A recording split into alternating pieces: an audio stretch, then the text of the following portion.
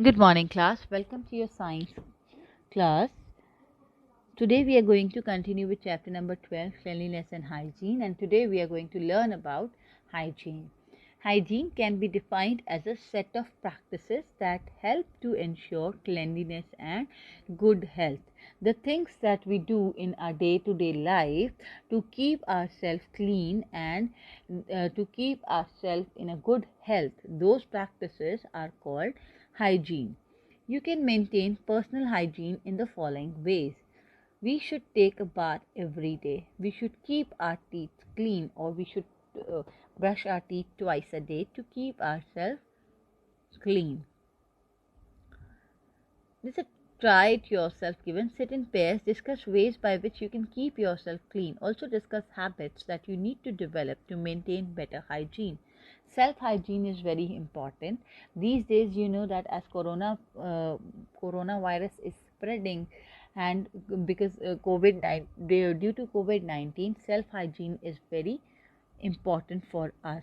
So we should discuss some ways how we can keep ourselves clean and hygienic.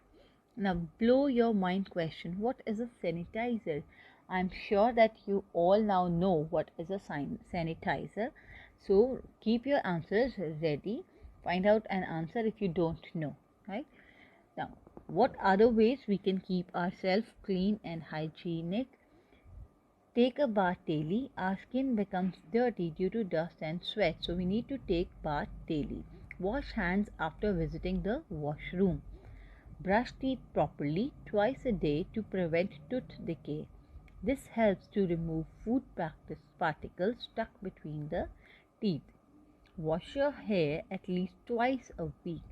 Hair should be brushed properly. Sharing combs transfer dirt and head lice, so avoid sharing your combs. Nails should be trimmed at least once a week. Overgrown nails trap germs and dust which later enter our food during eating. You might have seen that some students or some people have uh, long nails and they are very dirty, filled with the dirt, becomes black from the tip. So when they eat with those hands, then the germs from the nails will enter into your body also. So it's very important to trim the nails once a week.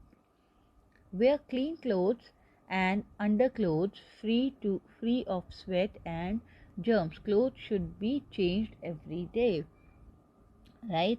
Because sweating is there, sweating also because of sweating also there are germs present, and then those germs can harm our skin. So it is important that we should change our clothes every day.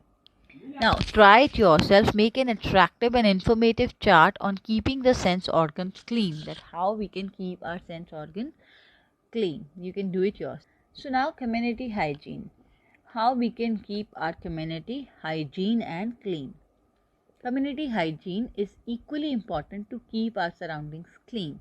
People often fall sick due to unclean surroundings.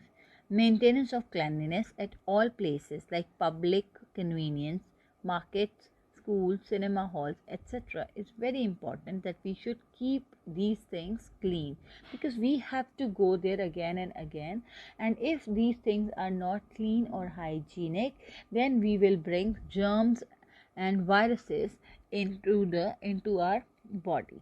Proper disposal of waste and excreta is very important, that the waste should be properly disposed.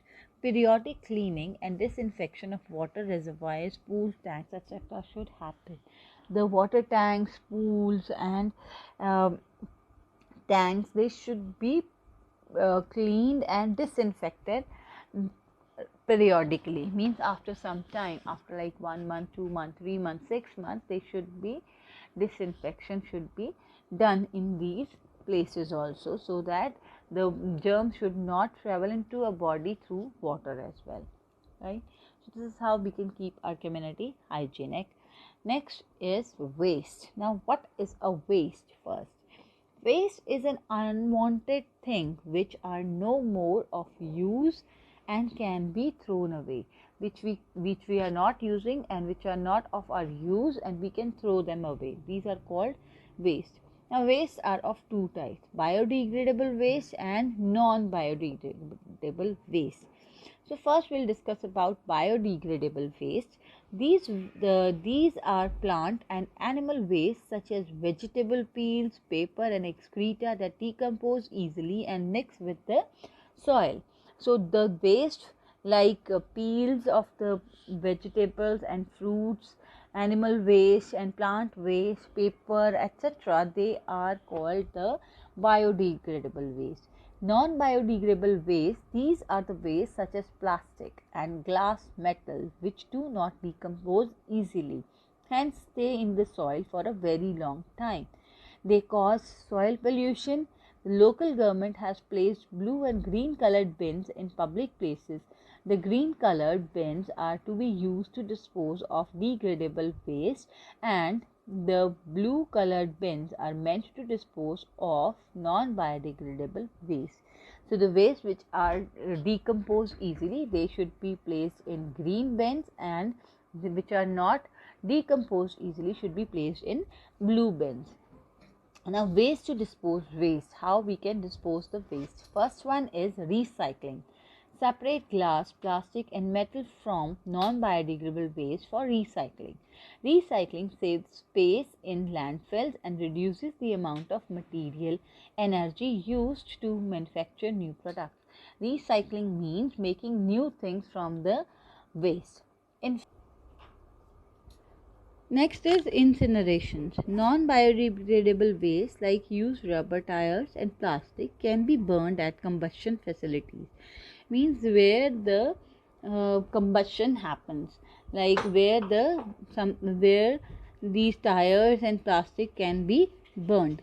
Most of these use heat generated by incinerations to make energy in the form of steam or electricity. So incineration make energy in the form of steam and electricity. So the non-biodegradable waste is put into the incinerations where they are burnt, produce electricity. And then next way to dispose waste is landfills. Landfills provide long-term storage for non-biodegradable waste. Landfills are situated in the outskirts of the cities to reduce odor, pests. City garbage is dumped in the landfills. When it is full, it is covered with soil to prevent breeding of insects. Very often, a park is made on it, right? So, the Indraprasth Park in Delhi is a landfill. All the waste is put into those landfills, and then once they are filled, they will be covered with the soil so that the germs should not develop or germs should not breed in the waste, right? So these are the ways we can dispose the waste. Now your homework is to read chapter number 12 and learn the new words. Also remember, the best way to control waste is to reuse, reduce, reuse and recycle. Refuse, reduce, reuse and recycle. Okay.